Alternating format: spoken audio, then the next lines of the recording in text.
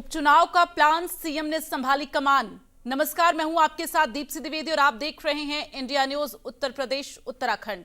आज की special report में हम बात करेंगे उपचुनाव की तैयारी को लेकर, सीएम योगी की सतर्कता को लेकर। दरअसल मुख्यमंत्री योगी आदित्यनाथ की अध्यक्षता में मंत्रिमंडल की बैठक हुई, जहां दोनों उप मुख्यमंत्री ब्रजेश पाठक और केशव प्रसाद मौर्य को नई जिम्मेदारी सौंपी गई है। मुख्यमंत्री योगी आदित्यनाथ ने स्वयं और अपने साथ दोनों उप मुख्यमंत्रियों को 25-25 जिलों की समीक्षा के लिए जिम्मेदारी सौंप दी है। इसमें 4-4 महीने के रोटेशन पर जिलों का प्रभार परिवर्तित होता रहेगा। सीएम योगी ने सभी मंत्रिमंडल के सदस्यों को आपसी समन्वय और संगठन को साथ लेकर चलने का आग्रह किया है और सरकार की लोक कल्याण की नीतियों और योजनाओं को जनता तक ले जाने के आवश्यक निर्देश भी दिए हैं। सीएम ने निर्देश दिया है कि आगामी 17 दिसंबर को पीएम मोदी के जन्मदिन पर स्वच्छता अभियान का शुभारंभ होना है। ऐसे में सभी प्रभारी मंत्रीगण अपने अपने प्रभार के जिलों में इस कार्यक्रम में सहभागिता सुनिश्चित करेंगे। इसके साथ ही जिले के प्रभारी मंत्री के रूप में मंत्री हर महीने में कम से कम एक बार 24 घंटे के लिए अपने प्रभारी जनपद में प्रवास करेंगे। शासन से संबंधित मुद्दों को प्रभारी मंत्री कोर कमेटी से चर्चा कर प्रत्येक माह शासन में संबंधित विभाग और मुख्यमंत्री कार्यालय के सामने विस्तृत रिपोर्ट तैयार करके प्रस्तुत करेंगे। इस लिहाज से ये कार्यक्रम जो है पूरा उपचुनाव की तैयारी से जोड़कर देखा जा रहा है। इस मुद्दे पर ज्यादा जानकारी के लिए आज हमारे साथ हमारे रिपोर्टर भी जो है जुड़ेंगे। इसके साथ ही हमारे साथ कुछ खास मेहमान भी जुड़ेंगे। लेकिन इन सब के बीच आपको बता दें, उत्तर प्रदेश में 10 सीटों पर उपचुनाव होने हैं। ऐसे में इस पूरे कार्यक्रम को, ये जो रणनीति सेट की गई है, इस पूरे कार्यक्रम को उपचुनाव से जोड़कर देखा जा रहा है। क्योंकि अगर हम लोकसभा चुनाव 2024 का जिक्र करते हैं तो भारतीय जनता पार्टी का प्रदर्शन बहुत खास देखने को नहीं मिला है और सीटें कम आई हैं 2019 के मुकाबले। ऐसे में तमाम जो है नाराजगी का दौर भी देखा गया था उस दौरान। हालांकि अब स्थितियों को सामान्य करने की जो पूरी कोशिश है वो भी देखी जा रही है, चूंकि मुख्यमंत्री और दोनों उप मुख्यमंत्री अब साथ में नजर भी आते हैं। कई कार्यक्रमों में देखा जाता है मुख्यमंत्री के साथ उप मुख्यमंत्री की मौजूदगी जो है वो देखने को मिलती है।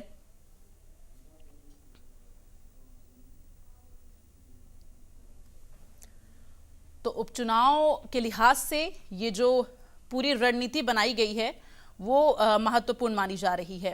लोकसभा चुनाव में अपेक्षित परिणाम न आने पर और विधानसभा की 10 सीटों पर उपचुनाव की तैयारी को देखते हुए सीएम योगी आदित्यनाथ ने प्रभारी मंत्रियों के जिलों में फेरबदल किया है।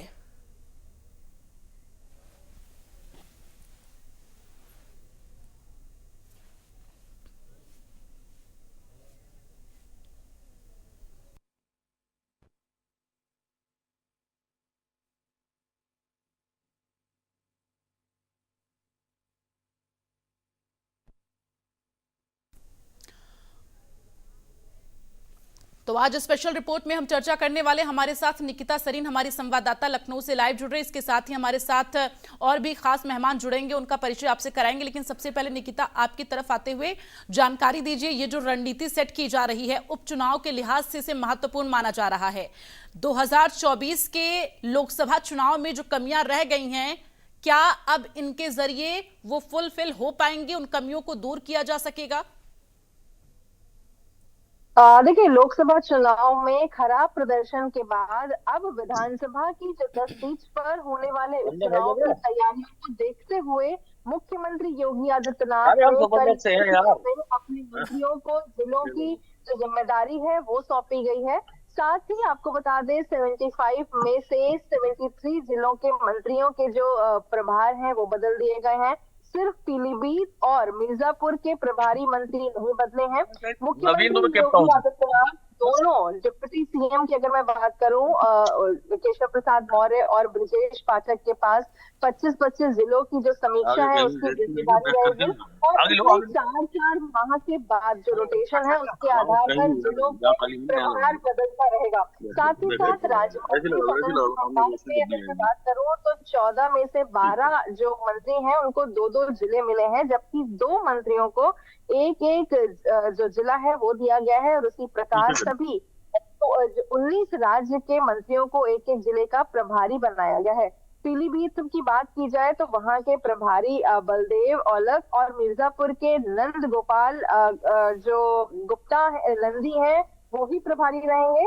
और वित्त मंत्री सुरेश खन्ना को लखनऊ के साथ अब काशी का प्रभारी बनाया गया है। और इस बार यहाँ प्रधानमंत्री की जो जीत है उसका जो अंतर है, क्योंकि कहीं ना कहीं वो भी घट गया था। और प्रभारी मंत्री हर माह कम से कम 24 घंटे अपने प्रभार वाले जो जिले हैं उसमें रहेंगे। यहाँ के जो प्रबुद्ध नागरिक हैं, साथ ही साथ किसान, व्यापार संगठन सहित जो भी सामाजिक नेता है उससे उनके जो समूह है में किसी एक के साथ जो बैठक है वो जरूर करेंगे। साथ ही शासन की अगर मैं बात करूं तो उससे संबंधित मुद्दे के प्रभारी मंत्री कोर कमेटी से चर्चा करके प्रत्येक माह संबंधित विभाग और मुख्यमंत्री कार्यालय के सामने विस्तृत रिपोर्ट रखेंगे। और प्रभारी मंत्री केंद्र और राज्य सरकार की जो विकास परियोजनाएं हैं, लोक कल्याणकारी योजनाओं के साथ स्तर पर जो भौतिक सत्यापन है वो भी करेंगे। और सूत्रों के अनुसार प्रभारी मंत्री जिले में जो भारतीय जनता पार्टी के जिले और क्षेत्रीय पदाधिकारियों के साथ भी अलग अलग बैठक करेंगे। और यहाँ भी तय हुआ है कि 17 सितंबर को प्रधानमंत्री नरेंद्र मोदी के जन्मदिन क्योंकि जन्मदिन है और उसको लेकर के जो स्वच्छता पखवाड़ा है उसको कैसे अब उसका जो शुभारंभ भी होना है, तो ऐसे में सभी प्रभारी मंत्री अपने अपने जिलों में इस कार्यक्रम में शामिल होंगे। तो कल कहीं ना कहीं जो एक बैठक हुई है वो उपचुनाव के लिहाज में भी बेहद महत्वपूर्ण बैठक बताई जा रही है, जिसमें प्रभारी जो है उनको बदलने का एक यहाँ पर जो निर्णय है वो लिया है मुख्यमंत्री योगी आदित्यनाथ ने। दीप्ति, ठीक है, हमारे साथ हमारे ब्यूरो चीफ लखनऊ के अमलेंद्र सिंह जी भी जुड़े हुए हैं। अमलेंद्र जी, जो प्लान उपचुनाव के लिए इस वक्त बीजेपी तैयार कर रही है, हालांकि लोकसभा चुनाव के दौरान में बहुत से प्लान तैयार किए गए लेकिन मन मुताबिक रिजल्ट सामने नहीं आया। अयोध्या सीट की अगर बात करें जिसपे सबसे ज्यादा भरोसा जो है भारतीय जनता पार्टी जता रही थी, वो सीट भी हाथ से निकल गई। लेकिन अब इन सब के बीच जो प्लान तैयार किया गया उपचुनाव के लिए कितना कारगर साबित होता हुआ नजर आ सकता है? देखिए, सबसे बड़ी चीज ये है कि जो 25-25 जिले जो प्रभार ये दिए गए हैं वो 25 जिलों के प्रभार में अगर देखा जाए तो दोनों डिप्टी सीएम और सीएम दोनों मिल करके हैं। और सबसे बड़ी जिम्मेदारी ये है कि जो 25 जिले हैं वो जो जिले का बंटवारा हुआ है वो बंटवारा क्षेत्र वाइज हुआ इन लोगों का। जो जिस जिले में इन लोगों की अच्छी पकड़ है, जिस जिले के ये लोग अपने आप को बताते हैं कि हम जो है इसको लीड करते हैं और उस टाइप का जो है पूरी व्यवस्था की जाती है। तो अगर देखा जाए तो सीएम के क्षेत्र में जो आते हैं सीएम के हिसाब से है। अभी मौजूदा समय में जो चुनाव भी चल रहा है उसके भी उपचुनाव उसकी भी जिम्मेदारी सीएम के पास है। और रही बात बंटवारे की, तो बंटवारे से होता क्या है कि एक छोटा छोटा जो वर्ग है उसकी समीक्षा करने के लिए लगातार सीएम जो है वो दौड़ते रहते हैं क्षेत्र में। उसके साथ साथ जो दोनों डिप्टी सीएम को दिया गया है ये भी एक चीज को जो लीड कर रहे हैं अपने पर्टिकुलर क्षेत्र वाइज। जो देखा जाए तो जो एक पकड़ है उस पकड़ के हिसाब से कार्यकर्ता के हिसाब से जो मंडल से लेकर के एक क्षेत्रीय जो संगठन है उन सारी संगठनों की जो एक बैठक होती है उसकी भी समीक्षा करनी है। और साथ ही साथ आप जो देखिए तो सीएम के पास और भी जिम्मेदारियां हैं, उनको भी देखना है। थोड़ा सा हैट्रिक तो है लेकिन चुनाव और चुनाव के साथ बीजेपी की समीक्षा ये जो है एक प्रॉपर कन्वर्सेशन के थ्रू और एक मॉनिटरिंग के थ्रू जो एक बनाई गई है, इसमें लेकर के सीएम और दोनों डिप्टी सीएम को इसीलिए दिया गया है कि एक छोटा छोटा वर्ग लीजिए आप और एक पर्टिकुलर क्षेत्र लीजिए, उस क्षेत्र के हिसाब से लोकल जाइए और लोकल समीक्षा करिए। लोकल समीक्षा के साथ साथ जो इनके जिला लेवल से बूथ लेवल से मंडल लेवल, इन सबको कनेक्ट करिए। जो भी दिक्कतें हैं उसको भी देखिए और क्या चीजें सुविधाएं देने लायक है क्या नहीं है। कहां से जो ब्रेकअप हुआ था, जो लोकसभा चुनाव में जो एक कमी नजर आई थी, चाहे वो सर्वे रहा हो, चाहे वो टिकट बंटवारे का रहा हो, चाहे असंतुष्टता रही है लोगों के बीच में, या कहीं न कहीं कोई एक मैसेज जो मिसकम्युनिकेशन कर रहा है, इन सारी चीजों को जो फिल्टर करिए, फिल्टर करने के लिए बनाया गया है ताकि इस फिल्टर से बाहर मैसेज ना जाए। और जो जनता के बीच में एक मिसकम्युनिकेशन का जो एक दौर था उस दौर को जो है उस गैप को जो है फील करने के लिए सारी चीजों को ध्यान में रखते हुए प्रॉपर मॉनिटरिंग होगी। और मॉनिटरिंग के साथ साथ कन्वर्सेशन जो है एक दूसरे का कम्युनिकेशन जो है उसमें भी गैप ना है, उनको भी देखा जाए। तो बहुत सारी चीजें हैं जो लूप होल की तरह दिख रही थी, उसको भरने के लिए जो सीएम की तरफ से जो एक कदम उठा है, जो संगठन की तरफ से कदम उठा है और ऊपर से जो एक समीक्षा हुई लगातार हारने के बाद जो समीक्षा हो रही थी, तो बहुत सारी चीजें जो फिल्टर होके आए, उन सारी चीजों को देखते हुए जो निर्णय लिया गया है, उसी के तहत ये जो कमान दी गई है 25-25 जिले का, आप लोग इंटरनल देखिए और इसमें जो भी कमियां ठीक हैं है, उनको दूर इसे करिए। समझ लेते हैं नवीन दुबे जी से, राजनीतिक विश्लेषक है जो कि हमारे साथ जुड़े हुए हैं। सर बहुत बहुत स्वागत है आपका इंडिया न्यूज पर। सबसे पहले आपसे यही जानना चाहूंगी, चूंकि जो प्लान ये तैयार किया जा रहा है और 25-25 जिलों का प्रभार सौंपा गया है, हालांकि लोकसभा चुनाव के दौरान भी बहुत सी ऐसी चीजें की गई थी, जिम्मेदारियां दी गई थी और लगातार जो है ऑब्जर्वेशन कमेटी भी बनाई गई थी, ऑब्जर्व किया जा रहा था हर चीज को। उसके बाद इतनी बड़ी चूक हुई है बीजेपी से, तमाम सीटें जो है जिन पर उम्मीद थी पूरी तरह से, वो सीटें हाथ नहीं लगी। अब क्या लगता है उपचुनाव के लिए ये तमाम जो कदम उठाए जा रहे हैं, बीजेपी सदस्यता अभियान का भी जिक्र कर लेते हैं, कितना फायदा होता हुआ बीजेपी को नजर आएगा उपचुनाव में? नहीं, देखिए बड़ी स्पष्ट सी चीज है कि अमूमन आप देखें किसी भी राज्य में तो जो उपचुनाव होते हैं वो सत्ताधारी दल के होते हैं, ये माना भी जाता है, क्योंकि उनका एक प्रभाव होता है, उनकी योजनाएं होती हैं, उनका एक संगठन होता है और सरकार में चूंकि आप होते हैं तो एक प्रभाव उसका रहता है। जनता भी चाहती है कि भाई चलो ठीक है उपचुनाव है, आप ही को हम जिताएंगे, ये एक अवधारणा है, ये माना जाता है। दूसरी लेकिन चीज ये अवधारणा तो उत्तराखंड में नहीं दिखी ना सर। यस, मैं वही बता रहा हूँ आपको। देखिए ऐसा अभी क्या स्थिति है कि आपकी जो सीटें हैं, 2 सीटें इनमें ऐसी हैं, एक निषाद पार्टी की है, दूसरी एक आरएलडी की थी। आरएलडी उस समय सपा के साथ थी जब वो सीट जीती थी। इस समय 10 सीटों में से भारतीय जनता पार्टी के लिए ये करो और मरो वाली स्थिति है कि आप 10 में से कम 7 सीटें 8 सीटें निकाल के ले जाएं। और मुझे जो अभी स्थिति लग रही है, आप जिस तरीके से संगठन को कर रहे हैं, प्रभारी मंत्रियों को लगा रहे हैं, सब लगा रहे हैं, सवाल ये है कि जो आप बात सरकार कहना चाह रही है, क्या वो जनता तक पहुंच पा रही है? क्या ये मंत्री वहां जनता तक ये बात पहुंचा पाएंगे? या ये कार्यकर्ताओं को आप चाबी भर देंगे?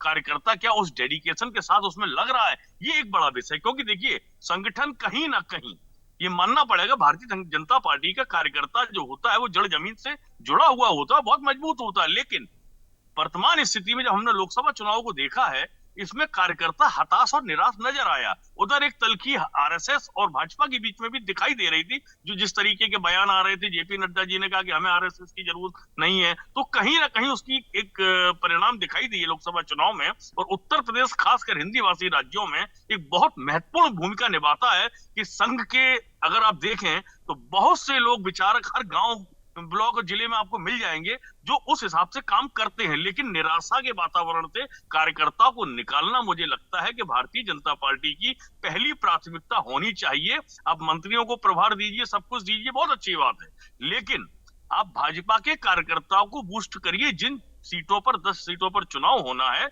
वहां वर्तमान में आप देखें तो विपक्ष भी कहीं कमजोर नहीं दिखाई दे रहा है। विपक्ष की अपनी एक तैयारी। और फिर दूसरी चीज 2022 के अगर आप विधानसभा चुनावों को देखें तो 2022 के विधानसभा चुनाव में बहुत नेक टू नेक फाइट रही है, कमजोर फाइट नहीं रही। आप अगर हार जीत का अंतर देखें टोटल वोटों का, तो वो 2-3 लाख का अंतर है सरकार बनने और न बनने में, इतना सा ही अंतर है। तो ये बहुत महत्वपूर्ण चीज है कि आपकी ये 10 सीटें आपको जीतनी, बिल्कुल डू एंड डाई वाली स्थिति है भाजपा के लिए, उनको जीतनी ही होंगी। और अगर वो कहीं इसको जीतने में नाकामयाब रहते हैं तो देखिए ऐसा है, आने वाले 2027 में उत्तर प्रदेश के चुनाव में और योगी जी के ऊपर भी कहीं ना कहीं एक सवाल उठ सकता है कि आपके नेतृत्व में रह के अगर हम सीटें हारते हैं तो एक सवाल तो उठेगा। और मुझे नहीं लगता है कि आज की स्थिति में भी केंद्र और राज्य के बीच में कोई समन्वय बहुत बढ़िया चल रहा है, ये तो स्वीकार करना ही पड़ेगा।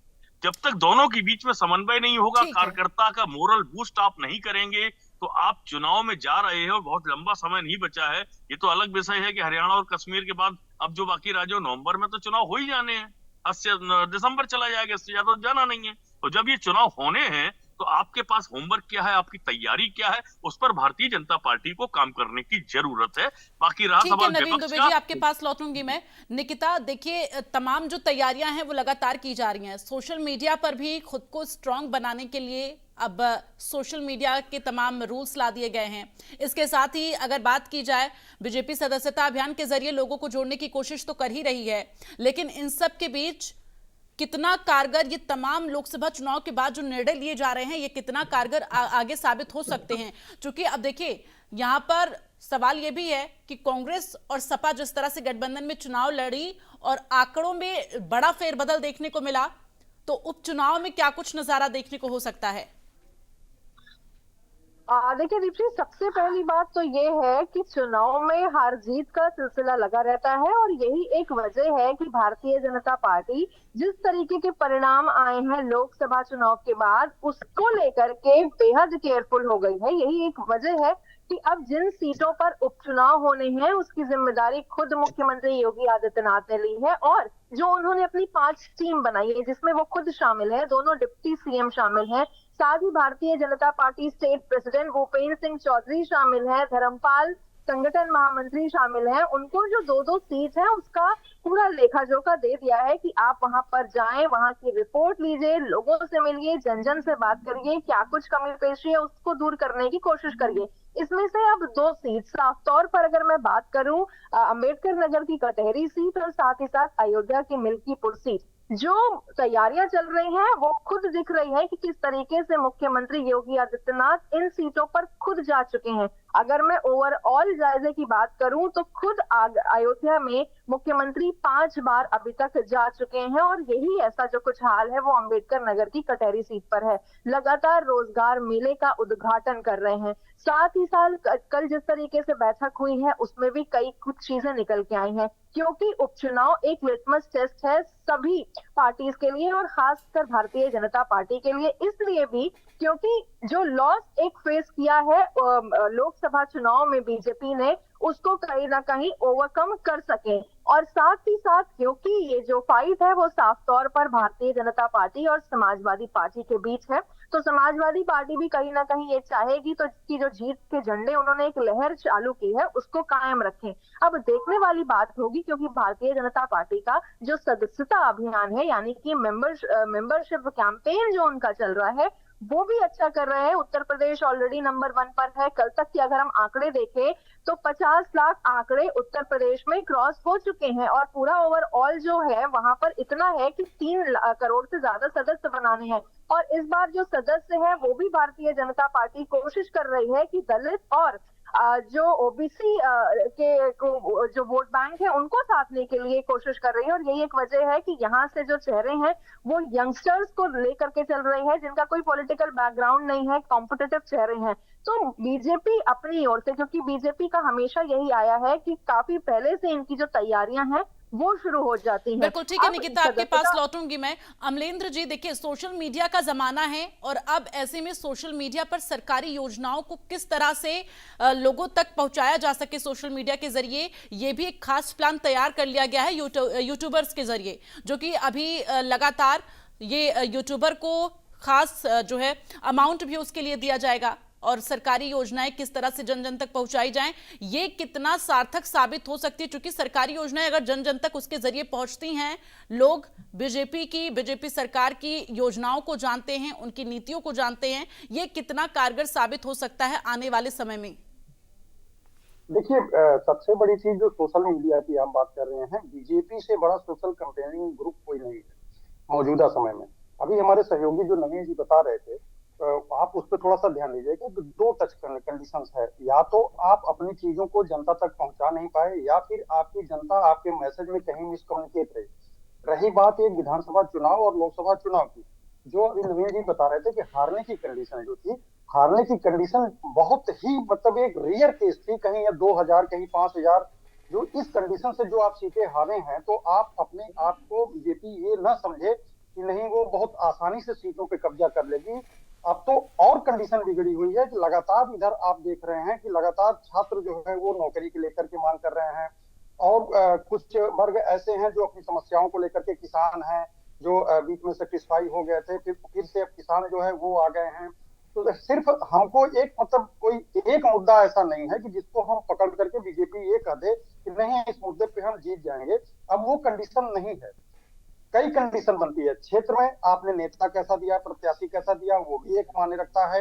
दूसरी सबसे बड़ी चीज क्या है कि आपकी पार्टी की मजबूत स्थिति क्या है, उस कंडीशन में वो भी रखता है। और पिछला रिकॉर्ड जो है हारने जीतने का, उस कंडीशन में आप कहाँ हैं। रही बात सोशल मीडिया की, सोशल मीडिया जो एक कंपेनिंग है, ये एक दूसरा मुद्दा रहा है कि जो अभी इधर बीच जो है यूट्यूबर्स और वगैरह वगैरह जितने भी हैं, छोटे जितने सोशल प्लेटफॉर्म है, इनको पहुंचाने के लिए वो एक माध्यम है। माध्यम में हर कोई व्यक्ति जो है वो जगह खोजता है कि किस माध्यम से आसानी से हम अपनी बात पहुंचा सके। तो एक माध्यम का वो हिस्सा है। बीजेपी से बड़ा जो एक कंपेनिंग है जो सोशल मीडिया का, उससे बड़ा कंपेनिंग अभी तक जो है प्रदेश में हमारे पास कोई इतना बड़ा नहीं है कि जितना बड़ा बीजेपी के पास एक कंपेनिंग का हिस्सा है। हर मैसेज डोर टू डोर जाता है, लेकिन सबसे बड़ी चीज क्या है कि जो एक जो सर्वे होता है या फिर एक जो पर्सन जाता है डोर टू डोर, उस डोर टू डोर में जो मैसेज कन्वे होता है, उससे बड़ा जो है कन्वर्सेशन न सोशल मीडिया संभाल सकती है, न कोई बड़ा एक प्लेटफॉर्म संभाल सकता है, चाहे वो टीवी हो, चाहे अखबार हो, चाहे किसी भी माध्यम से ले जाइए, वो उतना आसानी ठीक है। नवीन दुबे जी, एक बार फाइनल कमेंट आपसे चाहूंगी, इस पूरे उपचुनाव को लेकर आपको क्या लगता है, बीजेपी अब कितनी ज्यादा तैयार है और किस तरह का मुकाबला उपचुनाव में देखने को मिल सकता है? मैं एक ही बात कहूंगा कि इस उपचुनाव में बहुत नेक टू नेक फाइट देखने को मिलेगी। आसान कुछ भी नहीं है, ऐसा एक तरफा चुनाव तो बिल्कुल भी नहीं है। जिस तरीके की चीजें देखी जा रही, और अमरेंद्र जी ने जो एक बात कही, उसी बात को और आगे बढ़ाता हूँ। देखिए, ऐसा है कि आप जब तक अपने कार्यकर्ता को एक्टिवेट नहीं करेंगे, आपने कहा कि हमने इतने करोड़ या इतने लाख में अपने सदस्य बना लिए मिस कॉल से। आप मिस कॉल तो सदस्य बना सकते हैं, लेकिन उनको वोट में कन्वर्ट कर सकते हैं नहीं कर सकते, ये तो आपको घर घर जाके पता करना पड़ेगा। दूसरी चीज आती है, आप देखिए लोकसभा चुनाव से पहले आपने राम मंदिर के पूले चावल हर घर पहुंचाए थे, बहुत अच्छा प्रयास था वो, हर घर पहुंचे थे। बावजूद इसके आपको लोकसभा में करारी टक्कर मिली और सबसे बड़े दल के रूप में सबसे बड़ी ज्यादा सीटों के साथ समाजवादी पार्टी उत्तर प्रदेश में आई। आप उससे भी पीछे रह गए, जबकि आप सत्ताधारी दल हैं। तो कहीं ना कहीं इन चीजों का फर्क पड़ता है। मुझे लगता है कि ठीक है, समय की कमी होने की वजह से आपको रोकना चाहूंगी। नवीन दुबे जी, चर्चा में शामिल होने के लिए बहुत बहुत धन्यवाद आपका। निकिता सरीन, आपका भी बहुत बहुत धन्यवाद। अमरेंद्र सिंह जी, आपका भी बहुत बहुत धन्यवाद। तो कुल मिलाकर अब उपचुनाव में कांटे की टक्कर नजर आएगी। हालांकि लोकसभा चुनाव के दौरान भी कांटे की टक्कर ही देखने को मिली है। ऐसे में 2027 का ट्रेलर ये उपचुनाव माना जा रहा है। स्पेशल रिपोर्ट में फिलहाल के लिए बस इतना ही। बाकी खबरों के लिए आप बने रहिए हमारे साथ। नमस्कार।